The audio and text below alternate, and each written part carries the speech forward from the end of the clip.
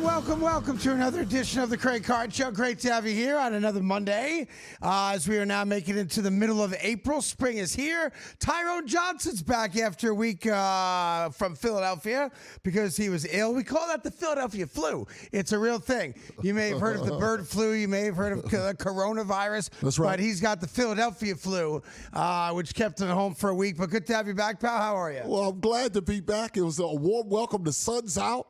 What could be better? I can tell you what could be better. The news from L.A. this weekend. A couple things. First, Luka Doncic is out for the rest of the regular season, maybe into the first round of the playoffs with a bad hammy. Then you get the news I didn't see coming that Austin Reeves is out with an oblique injury, at least 4 to 6 weeks. So that'll take him well into the postseason, which is a problem for the Los Angeles Lakers because right now they're down to one guy. And that guy, amazingly, is 40 years old and isn't hurt. Isn't hurt. What? That's LeBron James. Yeah, it's crazy. Like, all things aside about LeBron, and I'm sure Craig will be negative on him before the show's over. Well, there's been allegations of PED use, well documented. In the past, right? There's been allegations of going to other countries, but he's not the first nor the last guy to do that. I'll get to that in a second because Luka's on his way right now. They're saying it's either Germany or Switzerland to get some type of, it's like platelets and cord blood and the blood of an orphan child, and God knows what they do in these other countries. Here's what's interesting about it. So Luka's out for the rest of the regular season. It's a hamstring issue. They're obviously very concerned about it. So he, with the Lakers' permission, I guess, is now off to Europe. They think it's Germany. It might be Switzerland because those two countries allow for some type of and I'm not kidding. It's like, cord blood. It's like platelets. It's kind of cutting edge stuff, but none of it is legal in the United States of America. That doesn't mean it's bad. Doesn't mean it doesn't work. It just means that our doctors, our FDA, isn't quite sure if the benefits outweigh the potential negative side effects. Right. But these world-class athletes, I mean, Kobe Bryant did it.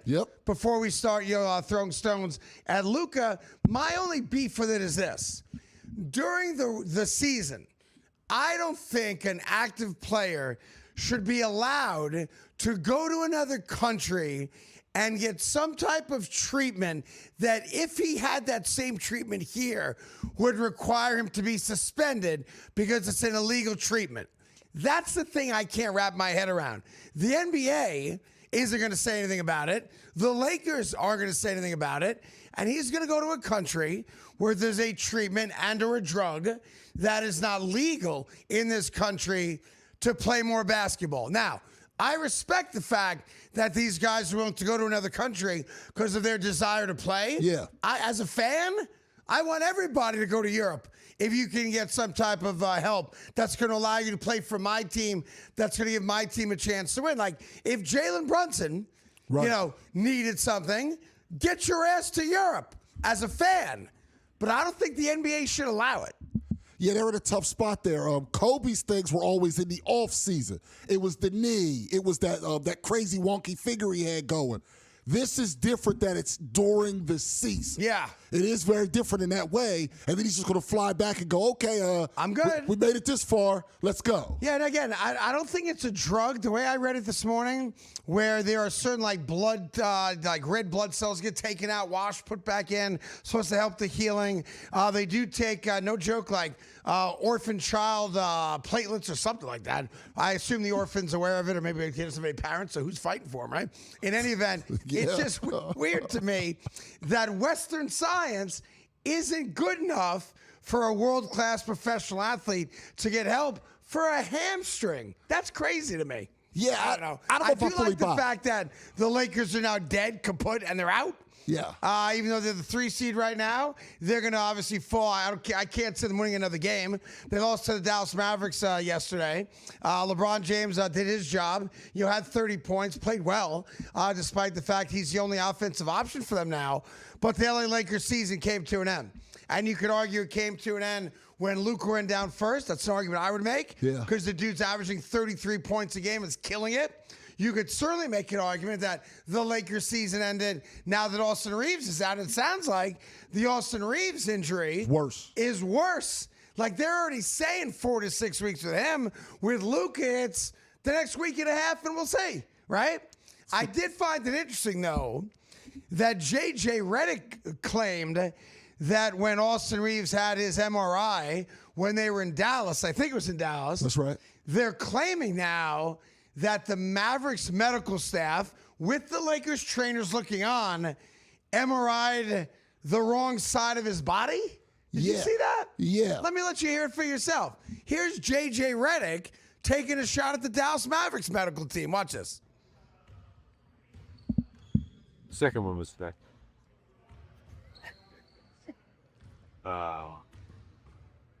Again, I don't know where the chain of command lies with Dallas Imaging, but they scanned the wrong area. So not on our end. You made it explicit. I was supposed to be scanned by this scan.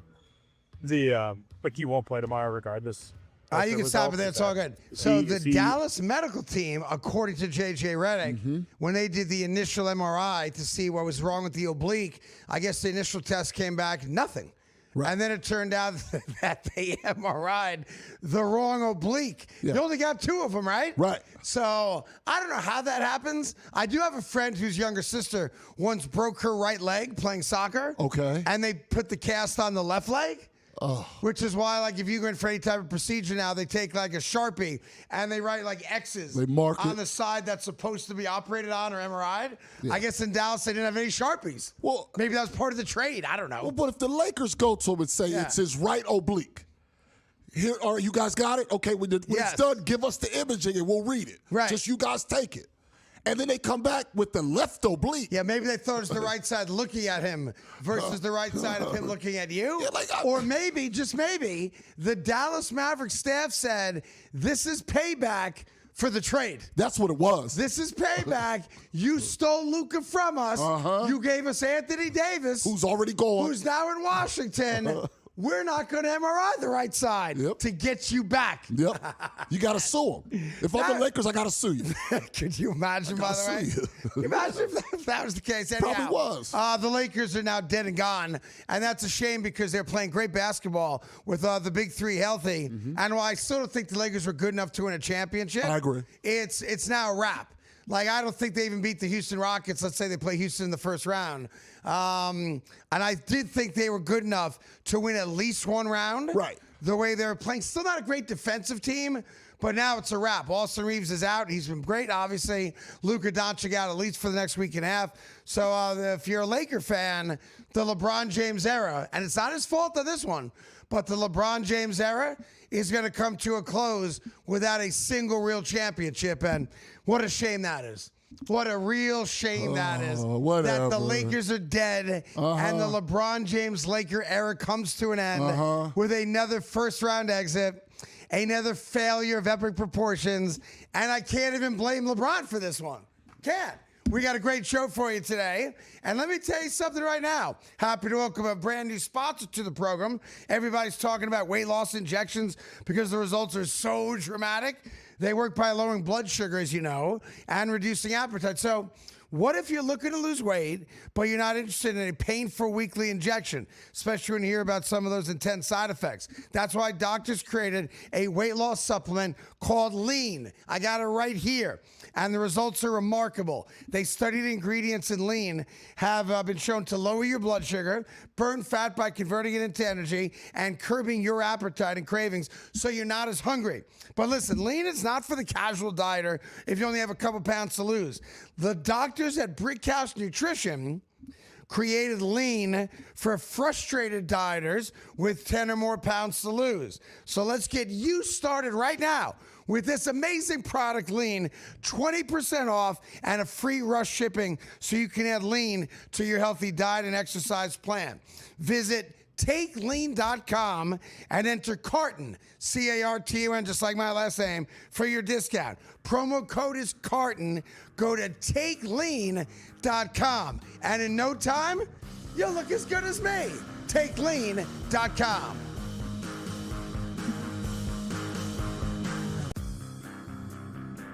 we're proud of this class. This is the weakest Hall of Fame class in the history of the Basketball Hall of Fame. This is an embarrassment to the men and women that are deservingly in that Hall of Fame. And the dead ones are rolling over in their grave right now saying, get this basketball out of my gravesite because I don't want to be associated.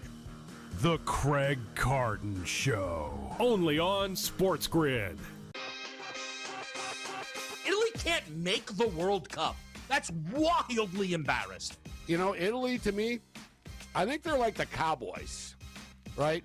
They're the Dallas Cowboys, basically. They're this ultimate sort of public team, big merch, like, you know, monsters. That's a good one. Yet they really haven't won in a while. But we're talking about a world superpower. Game time decisions, only on SportsGrid. Find some opportunities to some money or to find a middle, or man, that doesn't look right, I'm going to go under whatever, arbitrage, hedge. You could do all of these things. It's why we do these shows. And in-game betting, I know a lot of people that make a lot of money off of in-game betting. There's nothing wrong with in-game betting. I think it's much more good than it is bad. But sometimes for your own peace of mind, it is okay to just walk away and check on it later. In-game live, only on SportsGrid. Discussion in March was, oh, this ABS is ruining everything. There's challenges in the second inning and the third inning. And yes, for CB Buckner, that has been the case. But for every other umpire in Major League Baseball, what you're seeing, Donnie, is exactly what you said. This is going to normalize. We did see a lot of success in the first couple of days of the season. Pro Baseball Today, only on SportsGrid.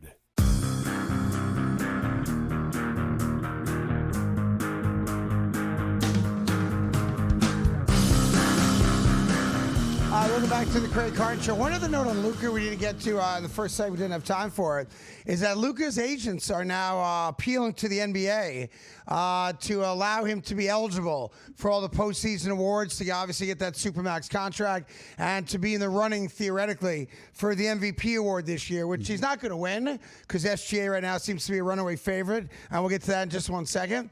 And the rationale they have for why they want the NBA or the NBA PA to join forces with them to allow him to be eligible is because he had to go to a foreign country for the birth of his child, right? And missed 2 games because of it, and does not think that Luka should be penalized for a family situation that cost him 2 games of the schedule. Well, that would be fine, except they don't have any answer for the other 18 games that he didn't play. I know injury is going to be a part of why he's going to miss the last, 6 or 7 games. Yeah. But look, all we say to you is play 65 games out of 82. We're letting you miss 17 games. Figure it out. And I respect the fact that a guy wants to be there for his family. No one's ever going to be critical of that. And I know for him that means flying to a foreign country, and that's what he did. But there were still 15 other games that you could have played in that you chose not to play in. And I'm not talking about the upcoming games in which you're going to miss them because of the hamstring injury. Like the fact that I think he's stuck at 64. Is that where he's right now? Right, Yes, Nat, right? yes. So he's 1 game away.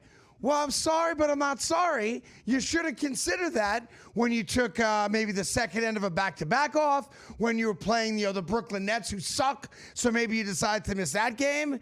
And now you're saying, well, man, we're only 1 game away. The NBA made it easy for you to miss 18 games, or 17 games rather, and still be eligible for all the postseason awards and the Supermax contract and all the things that come with it. So if I'm one of the judges for the NBA that has to now be involved in this hearing or some type of arbitration, my answer is easy. No.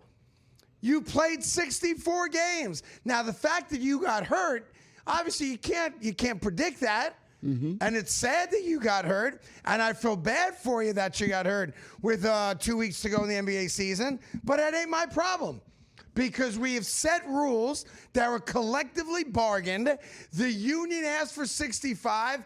We said yes to it. You're not playing in 65 games, and honestly, I don't care why you miss the games. Now, I can feel for you as a man that you want to be there for your family. I'm never going to be critical of that. But that comes with the risk that if you do get hurt, you're not going to play in enough games to be eligible for the postseason awards. Your fault, nobody else's. Yeah, I agree because it's a mix. Now, what happens if that child had been very ill? Thankfully, it wasn't. And he only missed no injury time. Right. Ended up playing 64 games and only missed solely I would due say to this. family Great illness. question. I would say this. I think you'd have a much better argument, a much better take. I would still say no. See, I would allow it if you had a family illness, like a wife's got cancer. Derek God Fisher's forbid. daughter had that cancer Right. with the eye. If he had missed a bunch of games for that and would otherwise qualify, Yeah. I would make an exception for that. And I appreciate that, and I don't want to be the bad guy here. I would still say no. And I say that with as much respect as I can possibly usher up, because life does take over sometimes, and health is more important than anything, especially when it's in the health of a wife, a kid, a brother, whatever it might be. And I'm respectful of that. You're still not eligible. Because we have to have some rules that we live by, right? And the rule that we put in, which I think, frankly, is cockamamie anyway, to tell NBA superstars, hey, look, you can essentially miss 20% of the season and you could still win every award and get Supermax contracts. Now, obviously, I think it's a much better argument to make that if he played in every single game and the only games he missed were because of an illness to a child, the birth, a wife, whatever it might be. Whatever it was, right. I at least can feel for you, and I'll hug you, Tyrone, and I'll be a shoulder for you to cry on. I want the money. But I'm not making you eligible because you had some type of other circumstances. Well, save the hug then. I want the money. I'm going to bear hug you. I don't want the hug. I want the money. I'm coming in hot. The money. I even give you the 2 pounds on the back. Yeah, see? The way men do. The money. Yeah. See, it's about the money. Well, I'm sorry to be the bad guy here because I'm never the bad guy in this show. What? 64 games, you're not eligible. My poor kid, all right, in this particular case has some sort of issue. Yeah. And then I say I didn't miss anything. Yeah. The only thing I missed was my kid had optical cancer. And I feel horrible for that. Optical I do. cancer. But you're also making $50 million a year. No, I'm not. I would have been. You've cut So into now that you're not with making your stinking 70. hug. Sorry. With I'm your so stinking sorry hug. that you can't make $500 million. Instead, you're going to make $350. I'm sorry that you're going through that, but I'm not giving you an opportunity to be my MVP, to get a Supermax, to be all defensive team, all anything. And here's the other thing, and this is the thing that's going to piss him off, and you're going to take his side on it. Yeah. You're also not the scoring champion. Oh, no, he gets that. No, he does not. Yeah, he does. No, he does not. We mean no, he doesn't. No, he does not. He does. 65 games. Is that the rule for the scoring title? Because I don't think that's the rule for the scoring title. If I play one game and let's say I drop a double nickel at the Garden, I'm not the scoring champion. No, but he's over the minimum threshold. He is. Isn't 65 the minimum threshold? Not for the score, for all NBA. Are you sure about that? He gets that? the scoring title. Yes, we've seen this with Dennis Rodman in the past, where he led the league in rebounding despite his excursions to Vegas and such. Yeah, he's over that. So let me rephrase that. In my world, Luka Doncic would not be the rightful scoring champion because he did not play 65 games this year. All right.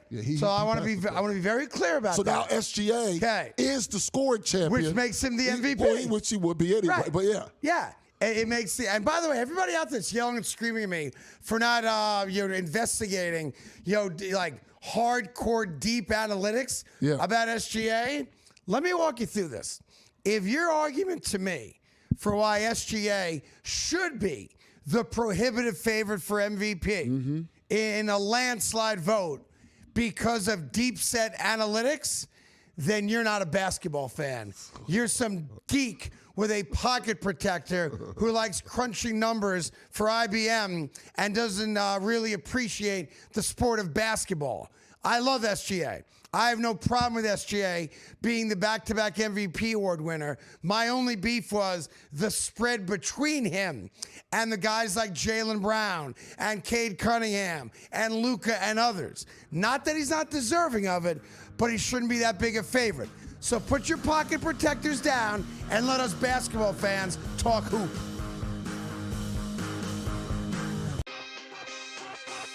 Bad franchises do bad things, Kevin. You know what I'm saying? You know what, though, man? The Cleveland Browns. Todd Monken missed the NFL head coach's photo shoot because the guy was getting his hair cut. Yeah. So what do you think? You're on the cover of the team, coach? You're sitting next to Andy Reid, bro. Put on a golf shirt, shut up, and sit down. Oh, I got to get my hair done. Game time decisions. Only on SportsGrid. Urging them to stop offering these certain sports-related contracts if the leagues are especially ripe for manipulation. These are markets like what is someone on the broadcast going to say during the game, which you can bet on. It's called mention markets, which could be anything like Tom Brady saying, "Oh, I think that they're going to run an RPO." Newswire. Only on SportsGrid. As a former pitcher who thought the umpires were wrong far more than people let on, I like the ABS system. But you're going to have problems because umpires are going to start having issue with the fact that they're being called out. Well, here's the thing. Umpires are now going to be treated like players. They're going to get publicly embarrassed when they make mistakes in front of the fans. Outspoken with Dan Cilio. Only on SportsGrid. Massive shift in the sports landscape that the national media desperately does not want to admit. And I am talking about Major League Baseball officially overtaking the NBA as the second most popular sport in America. And the momentum has completely flipped. Numbers don't lie. The Early Line. Only on SportsGrid.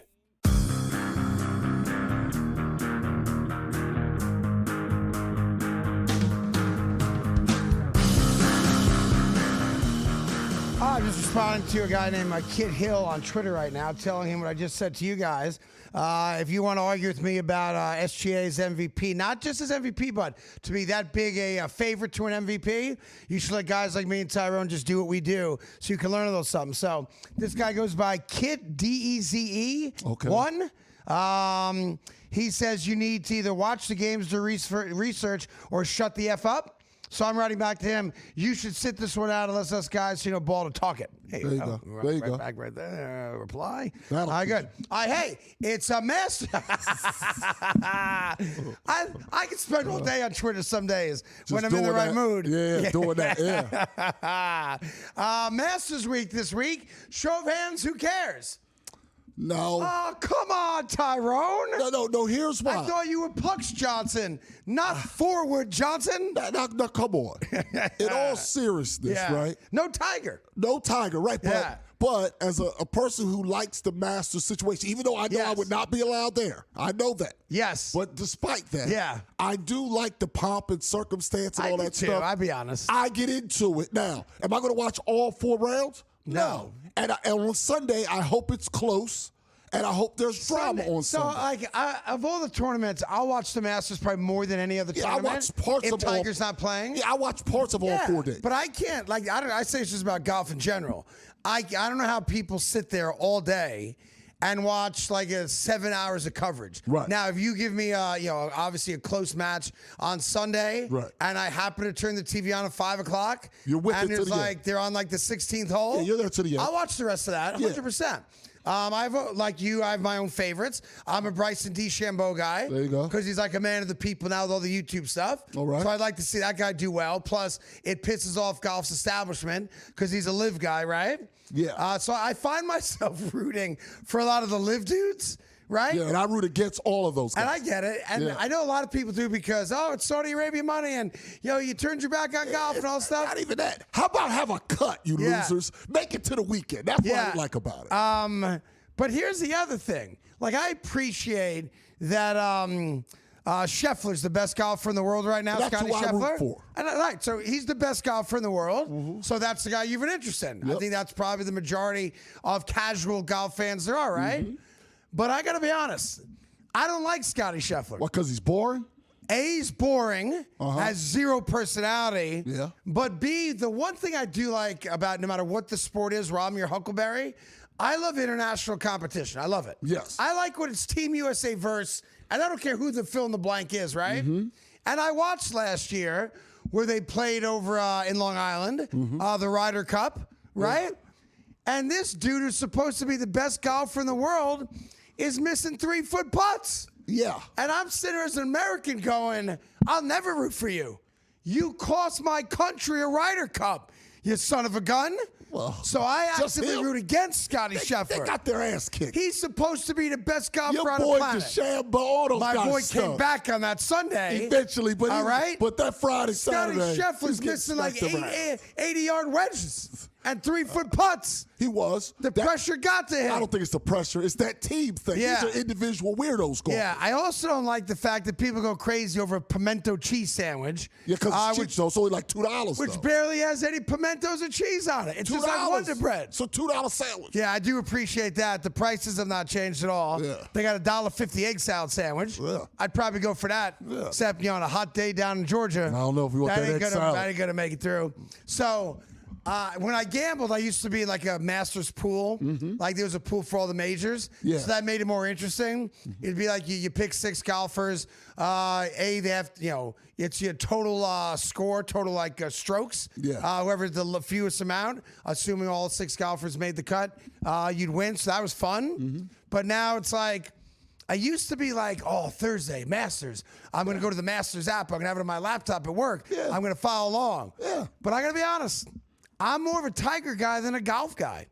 Now, I will root for Bryson DeChambeau to win. Okay. But I'm more of a Tiger guy. Now, the Tiger's somewhere in Europe right now getting fake rehab to keep the feds off his ass. I don't know. Yeah, I see. I feel like it's kind of it's law. And now no Phil Mickelson this year either. That doesn't Not bother that he's been a storyline lately. He hasn't. And they got some family health situation they're dealing with. I'm trying to figure out like who would entertain me this week. I ain't got nobody other than Bryson DeChambeau. That's all you got? Yeah. I mean, this Like, you're going chalk. You're going with the favorite. What about Rory? Yeah. I don't Rory like McIlroy. Rory. I You don't like him. Rory? I don't like Rory McIlroy. Well, Sergio Garcia's going to be out there. Sergio, I don't like him. He takes forever to hit the ball. I can't have that. I punch him right in the mouth. He does take a long time. You ever play golf with a guy that takes 9 minutes to hit every ball?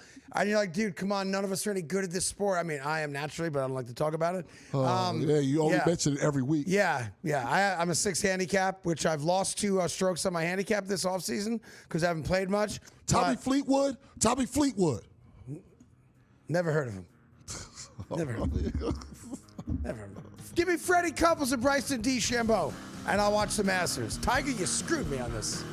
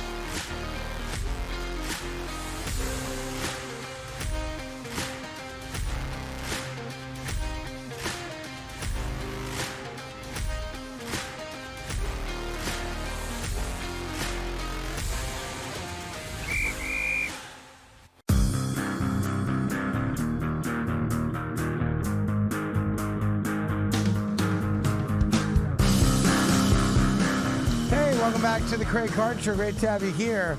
So it's funny to me, the most talked about sports story of the weekend was not UConn beating Illinois, which they did by 9. Yep. Was not Michigan really blowing the doors off Arizona. That final score doesn't even indicate how bad it was. Yeah. They won by 18. They were up over 30. But they were up by over 30. Yeah. That game was a wrap. No joke. 5-6 minutes in, it was 28-10 Yeah. at one point. So tonight, of course, we get Michigan, UConn. We will get to that with picks coming up a little bit later on this morning. Baseball, obviously, fully on back now. Everyone's played home and on the road, I believe now. Everyone's had their home opener. But no. The Knicks beat the Bulls by 40, which is what they do to bad teams. It's the good teams that they have trouble with, but they have no problem with the bad teams. Now, the biggest story, and it was even yesterday, where UCLA, the women's team in college basketball, dominated the South Carolina women. So congrats to the Bruins ladies, who are now national champions. I'm a big Dawn Staley gut. First one ever. Where you consider is that right? Yeah, the men, how many times they've won for them to get their first one. Yeah. Oh, so great. Congratulations. I like the team dancing afterwards, Yeah, it their was cool. celebration. Yeah. Look, I'm a big Dawn Staley guy. I always have been. I'm the guy that you may remember that broke the story that the Knicks interviewed here before they hired Mike Brown. I did that on Fox. Everyone's like, what are you talking about? I go, that's my girl, Dawn Staley. And she confirmed Love it later. Dawn Confirmed it later. Yep. Yeah. And she did confirm that she was interviewed. She was the only woman interviewed. And I would have loved Dawn Staley. Now, I don't know. I always think, like, when you're a Dan Hurley, a Dawn Staley type of college coach, I'm not sure if that works at the NBA level with paid adult men. But she's obviously a wonderful head coach. But the story is, after South Carolina put the beat down on Gino Auriemma's squad in the Final Four to get to that championship game, they had words. Yeah. Now, don't forget, UConn knocked them out last year in the championship game. Yep. They are the two best coaches, I think, they are. In college basketball in the women's game. But as they were going to the handshake line afterwards, they got into it. And I got to be honest with you.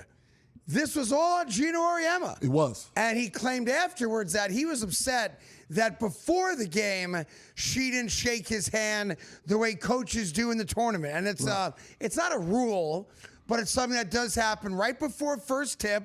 Both coaches meet at midcourt on the sideline, and they will either hug or shake hands, dap each other up, whatever it is. And he claimed afterwards, before he apologized, that she didn't shake hands with him, which is customary. Well, the problem with that is there's video of it. Of her walking to midcourt and shaking his hand. Then she went and shook hands with his entire staff. Yes. His entire staff. Now, here's the other thing that bothers me, or as my dear friend Little Wayne said, Gino a hoe. He did say that online. Gino a hoe. And he's right. Yeah. Because the apology, which was warranted, and I guess you get some level of credit for owning that you were a horse's ass, and you owed them an apology, and owed her an apology. But when he apologized, I'm not sure if you noticed this or not. I know I did. noticed it. So you were on the same page here. He never said her name. Right. Unbelievable. That's the woman that deserves the apology. But who are you apologizing now, by to? proxy, all of South Carolina deserves it, yes. But you didn't say the woman's name. Exactly. You wronged her. You know you were wrong. And you're not even mad at Dawn Staley. He was mad about a bunch of things, some of it rightfully so. The referee calls, yes. The 6:30 a.m. practices before a night game, absolutely fair things to complain about. But you're not mad at Dawn Staley. You were being a sore loser, and you took it out on Dawn Staley. And you don't apologize directly to Dawn Staley. Now, at the end of the day, is it a big deal? No, it's not. At the end of the day, the big deal is that South Carolina got revenge off of last year's tournament expert and beat the snot out of UConn. They dominated. UConn was 38-0. Yeah. They've won like 55 consecutive games. This is an upset. As good as South Carolina is. It was an upset. And they're a number one seed. And she has resurrected that program, and it's one of the top coaches, and it's one of the top programs, even though they lose $7 million a year, which is crazy to me. Some people are saying that that's funny, Mike. Okay, you saw the story, though. I absolutely saw the story. But yeah, Gino Auriemma kind of showed his true colors. And here's the thing that bothers me the most about it. And that is he was a poor loser. Yep. And what bothers me about that with Gino Auriemma is that's the same guy that when UConn is up 30 in the fourth quarter, because they play quarters in the women's game, when he's up by 30 or 40 and it's a mismatch and the opponent's got no chance, that dude never takes his foot off the gas. Right. That guy doesn't play the 10th, 11th, 12th woman on his team. He keeps his starters in the game and tries to win by 60. So finally somebody showed up. Was good enough to beat UConn. And what did he do? He wanted to take his ball and go home because he couldn't handle losing. And I love that about what South Carolina did. They exposed him for the bully and sore sport that he is. Absolutely. I love everything you just said. And here's the one problem I have added to it, and this has to do with ESPN. So because UConn's been so good for so long, Rebecca Lobo is all in the UConn grad. Yeah, as a UConn grad, she's all on the programming now. She's all in the. She's like the analyst. Yeah, she's the analyst. She comes out. I don't know how she knows this. Gino reached out to Dawn individually. That's why he didn't mention it. Here's the thing. Who told you that? Right. Gino? Did Gino tell you that? Did Dawn tell you that? Because Dawn spoke about it. She didn't say she heard from Gino. So I didn't like how she tried to send bail to him on the broadcast. And then, by the way, if you want to see how to lose with grace, because this is a competition, you're not going to win every game. We all know that, right? Look what Dawn Staley did last night. Because UCLA beat them, they could have won that game by 40. Yep. It was a complete mismatch that nobody saw coming. I think South Carolina might have been favored in the game, actually.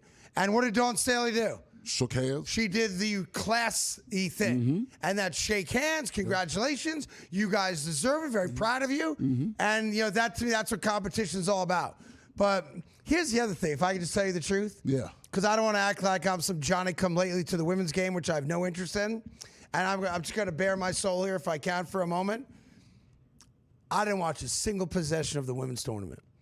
Not one. No, I watched some. I didn't watch 5 seconds of this tournament. And what's sad about that is, for me to come in here today and tell you that the number one story in sports this weekend has nothing at all to do with who won the championship game, but has everything to do with what the biggest name in the league, in the sport, how he acted after losing, that tells you a lot about, sadly, where the women's game is for a lot of us. Now, I have great respect for the young gals that play it. They're obviously very talented. I've said a million times, I love Dawn Staley, have great respect for Dawn Staley, and she could coach my team. Matter of fact, I wish Syracuse men considered here before they hired Jerry McNamara, who I think is a good hire. Yeah, but she's a real coach. She is a coach. She's a real coach. She was also a great player, an Olympian, and Hall one of the great players of she's all a Hall time. of Famer. Yeah, she's in the Hall of Fame. Yeah. That being said, and I want to apologize to you, Dawn Staley, because I have nothing but love and respect for you.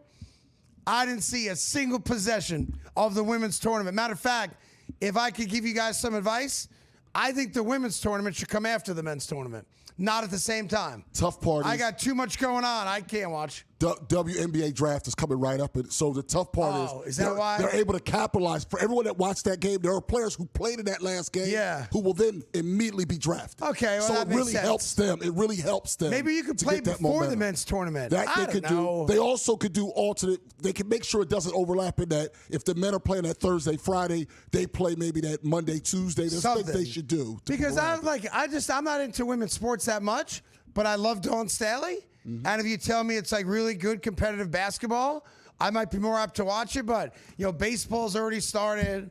You got the men's are playing. That didn't say right. The men's, I pluralized men. The men are playing. The men are playing. Right. I got the NBA in the final week and a half of that season. It's just too much going on for me to tell my wife and family, nah, daddy's got to watch women play basketball. So maybe we could shorten the season and let them play a different week. Or 2 weeks, I don't know. That being said, congrats to UCLA, congrats to Dawn Staley, and Gino Auriemma. You've exposed yourself once again. You're a bully that cannot handle losing. So I guess you have to go out there and get the next 5 greatest high school kids coming out so you don't lose next year. But what a great thing for Dawn Staley to expose Gino Auriemma for what he really is, right? I'm down with it, all about it. All right, coming up, we got some more NBA. We got a little NFL. And it ain't good. I'll tell you right after this. Don't touch it.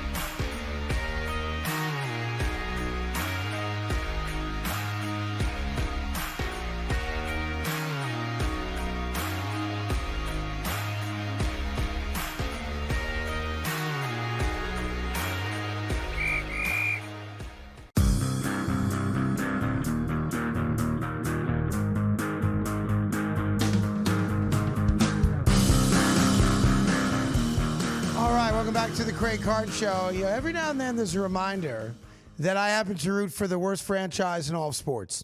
And that reminder shockingly came from the world of the NHL. Yesterday, Tyrone. I know you're a big Pucks guy. They call you Pucks Johnson in Philadelphia. Flyers are now in a playoff spot for the first time possibly since 2018. Oh, is that right? In the postseason. It's been 7 years without a playoff spot? Yeah, it's been rough. What a loser it's town been rough. Philly is. Well, let's stay on task. My goodness. You were saying something about you being a fan that makes of a me bad feel a little bit franchise. better about myself. So the Buffalo Sabres clinched the playoff spot for the first time since 2011, which is worse than the Flyers, I guess, right? Yes, it is. So it's been 15 years since the Buffalo Sabres made it to the postseason.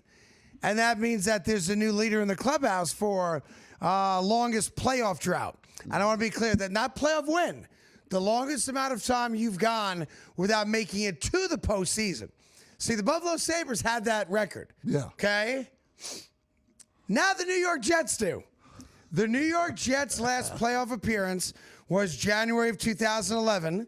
I know that because the day they played against the Pittsburgh Steelers in the AFC Championship game was January 23rd. I only know that because it's the day my son Anthony was born. Oh. So I was in the hospital room. I gave my brother-in-law my credit card, told him to run out to one of the electronic stores and buy the biggest TV they had. I bribed all the nurses with donuts and pizza, brought a 55-inch TV screen into the hospital room because you're in a tight, like a closet-sized room. Put it up in the window. I had a bunch of chairs supporting it, and we all laid in bed with my wife after she had just given birth to Anthony Carton, and we watched the Jets lose to the Steelers in the AFC Championship game. So my son now has hair under his underarms. He's like a full kid. Like you talk to him, he's like he's like almost a little adult. In the Jewish religion, he is an adult. All right, although he did not have a bar mitzvah, but he's old enough to have had one. Yeah. That's how long it's been since the New York Jets made the postseason. So screw you, Buffalo Sabres. I hope you lose in the first round. Because by you making it there, and we had a good thing going, the Sabres are worse, the Jets are second worst. And now you decide to make the playoffs for the first time since 2011, and the New York Jets rise on that totem pole to number one, the worst franchise in North American sports, Tyrone, the New York Jets. You know, that's tough. I feel for you. Yeah. I really do. I feel for you. And now there's a couple other ones where if the Jets don't make it. No, it's enough. It's enough. No, it's pretty rough now because the longest one is going to, and the Hornets are likely going to make the NBA playoffs. Yes, they are. They're the longest one right now. And then you have the Angels. It's safe. So you're almost there with the Angels. It's only a matter of months. See? So the New York Jets, we're number one. Ugh. That's the Jets. I had to bring you that story. That's tough. Yeah, thank you to the Buffalo Sabres. Meanwhile, the Pistons beat your Sixers.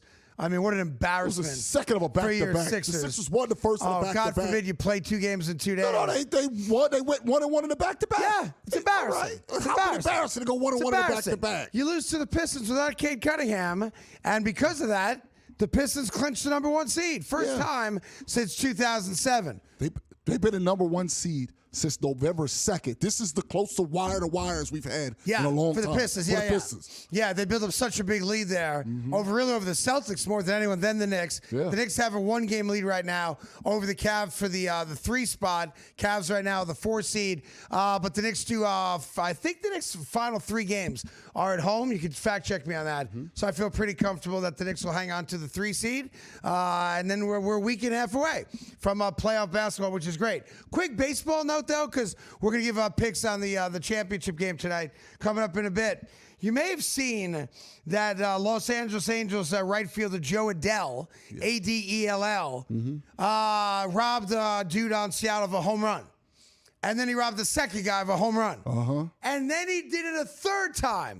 First time in baseball history, but I have an issue with the third one. So the first 2, he jumps up against the right field wall, glove over the wall, snags the ball, brings it back. Boom. All good. Great, right? The third one, though, his momentum in catching the ball takes his entire body over the fence. And there's actually a great photo, I think we have it, of him standing in right field, having caught the ball. Crowd's going crazy. Third time in one game he's done it. But his momentum took him over the wall. His entire body is over the wall. He kind of crashes on the ground. It's the right field near the flag foul pole where this happens. So the fence is lower there, a little bit lower there. So his momentum when he crashes into the wall takes him over the wall, right? Now, I know it's a rule, so I'm not suggesting I don't know the rule. I am suggesting I don't agree with the rule. Why isn't that a home run? I agree with you. If the ball goes over the fence, even if it's in your glove, that should be a home run. Right. Right? It should be like a reception in football where the ball might be out of bounds. But if your feet are still in bounds and you catch it and you catch the ball, therefore it's completion or an interception because the feet are in. And in all those other catches, the first two, he jumps from inside the stadium, catches the ball, stays within the confines of the stadium. Right. But on that third one, he gets carried out of the confines into the stands. Therefore, it should be a home run. Like it reminds me, remember when the ball hit Jose Canseco in the head? And then went into the over the fence? That was a home run. Home run. That was a home run, even though it hit inside. I know he didn't catch it, but you get the point. If the ball goes over the fence. And look at the crowd as he gets the third one. I mean, I don't blame him. It's the rule. But look where he with is. the crowd. Right. You're out of bounds. Therefore, it's not it's and by a the way, home run. Fair territory. You see the foul pole to his left there. The ball went over in fair territory. His body went with the ball. But I don't understand why that's not a home run. And I don't want to take anything away from Adele. Played a great game defensively. I mean, maybe the best defensive performance we've ever seen by a right fielder. That's right. With the glove, at least, right? Yeah, tremendous. And he sings his ass off. He's got a thing in Vegas now. Yeah, it's really popular. Him and Rich Paul apparently are very close. Very close. That's right. Matter of fact, I think they've got a relationship. But, and again, it was awesome. But the way I believe baseball should be, I don't want to take away the fact that it's a great play, a great catch, because it is. But I'm sorry. You're in the crowd. That's a home run. Right? I agree. So we agree on that. His name is Joe Adele, though. But you should check him out. Credit to him, though, for a great day. But that one, I get you on the rule. I think you're right about this, as much as I would want to fight back. Coming up, Donald Trump's passed some new laws about college transferring. And we've got to pick on tonight's game. It's all coming up right after this on the Craig Carton Show with Tyrone A. Johnson.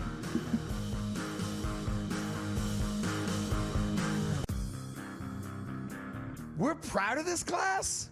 This is the weakest Hall of Fame class in the history of the Basketball Hall of Fame. This is an embarrassment to the men and women that are deservingly in that Hall of Fame. And the dead ones are rolling over in their grave right now saying, get this basketball out of my gravesite because I don't want to be associated.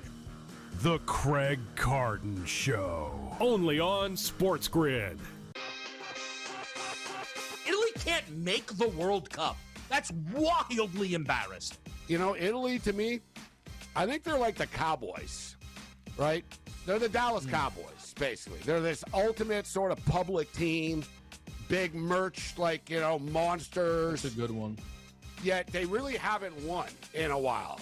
But we're talking about a world superpower. Game time decisions. Only on SportsGrid. Find some opportunities to make yourself some money or to find a middle or, man, that doesn't look right. I'm going to go under whatever, arbitrage, hedge. You could do all of these things. It's why we do these shows. And in-game betting, I know a lot of people that make a lot of money off of in-game betting. There's nothing wrong with in-game betting. I think it's much more good than it is bad. But sometimes for your own peace of mind, it is okay to just walk away and check on it later. In-game live, only on SportsGrid. Discussion in March was, this ABS is ruining everything. There's challenges in the second inning and the third inning. And yes, for CB Buckner, that has been the case. But for every other umpire in Major League Baseball, what you're seeing, Donnie, is exactly what you said. This is going to normalize. We did see a lot of success in the first couple of days of the season. Pro Baseball Today, only on SportsGrid.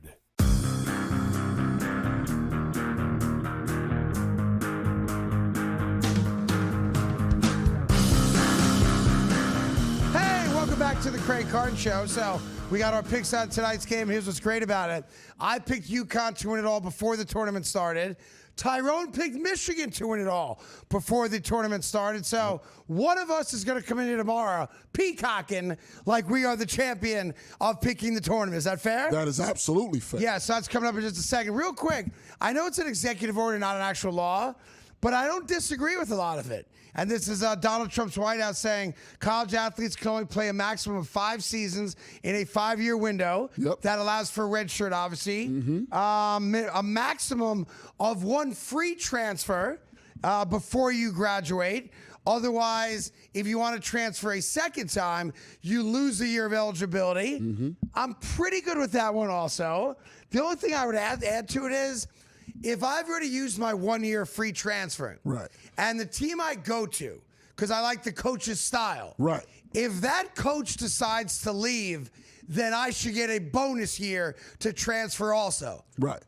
So if you give me that, I'm pretty good with the ideas the White House had. No, I can live with that one. I wish there was some rules. If you're at North Carolina right now, what if you liked Hubert Davis? Now he's fired. You shouldn't be forced to stay you should be allowed to transfer. Yeah, because even if you've already transferred once. Right. Like, if I use the free transfer to go to North Carolina, and I've got 3 years of eligibility left, and they fire my head coach or my head coach leaves on his own volition, I should be allowed to leave again also. I agree with that. But outside of that, I know it's not a law, but I think it was actually pretty well thought. I thought it was well thought. Unfortunately, I don't think it would hold up in court based on the things are right now, but I think it's closer to what most fans would like to see. The other thing that's happening, not just college, but all sports, if you're following the predictive market, Kalshi, Polymarket, etc. Kalshi just won a huge case with an appeals court in the state of New Jersey, which determined that it is not up to the states. The states do not have the right to outlaw predictive market contracts. I view it as wagering myself. So it's going to go to the Supreme Court probably next year or maybe even later this year.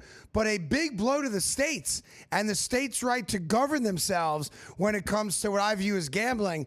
And the only thing left here that I think is going to hurt Kalshi and the competitive predictive markets that they go against is that when Kalshi applied for its trademark, which is a federal thing, they acknowledged that they were a gambling company.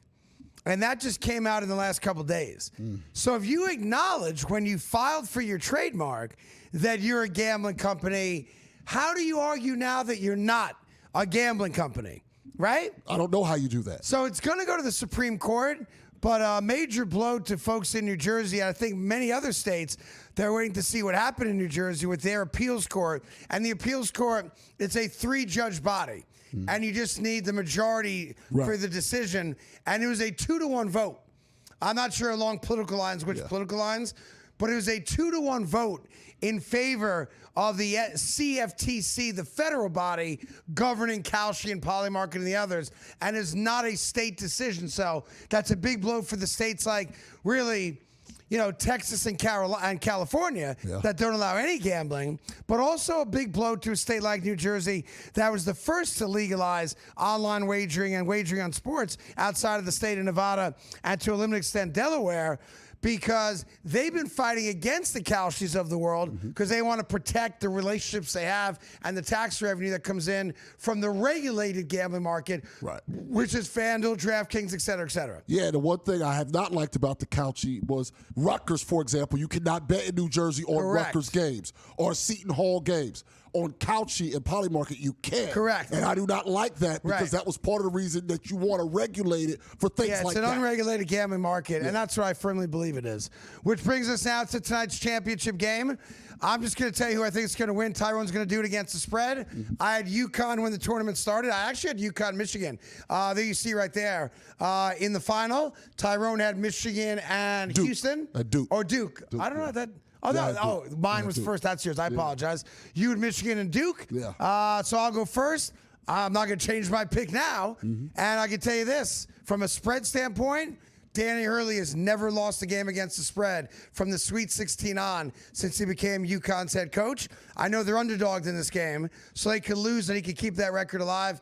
but I think UConn wakes up tomorrow morning, you're national champions. Tyrone, go ahead. Yes, I want to make it clear. I think Michigan is going to win the game outright, but we're talking about the spread here. 7.5 is a lot of points to bet against a team with a pedigree and a coach with a pedigree. I like UConn plus the 7.5 in the game, but I like Michigan to win the game. Yeah, one of the players on UConn is questionable. Yeah, also Ball's questionable. Yeah. He's got these in a walking boot right now, right? And what Michigan did to Arizona, I'm sorry. I mean, and their best player got hurt. Yeah, he came back and he's playing, but so it's impressive. Hopefully we get a competitive game so I can have to stay up till 11 o'clock tonight at midnight tonight to watch it. I got UConn. Tyrone's got Michigan, but he's got UConn to cover. Good luck to you. Maybe bet with your head, not over it. We'll be here tomorrow morning to talk about the game tonight and much more. Thank you for watching the Craig Carton Show on SportsGrid and YouTube. Have a great day.